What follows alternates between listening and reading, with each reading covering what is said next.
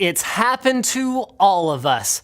You're in the middle of a raid, trying to submit an assignment 5 minutes before it's due, or about to watch an important penalty kick when everything just freezes. And that little yellow icon says, no internet connection. Frustrating as it may be, unless there's been an infrastructure failure outside of your house, at least you know a relatively easy fix.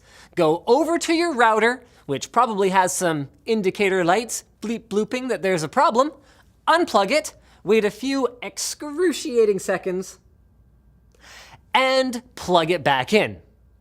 Although you've probably missed something critical in the interim, you're at least back online now. But why does this seem to happen so often, seemingly out of nowhere? Well, here's the deal.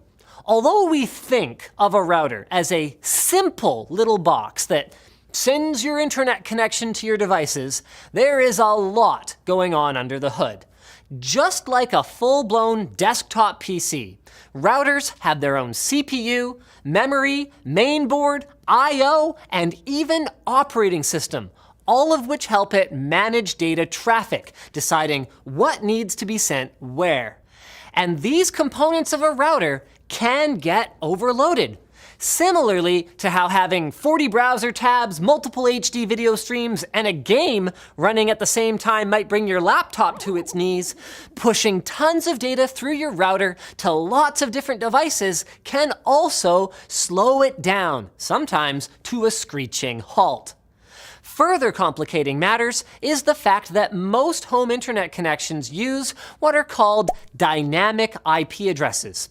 You see, internet service providers typically assign IP addresses, which are like street addresses to help internet traffic find your devices, to each of their modems only for a certain period of time. When this period expires, your ISP will give you a new one.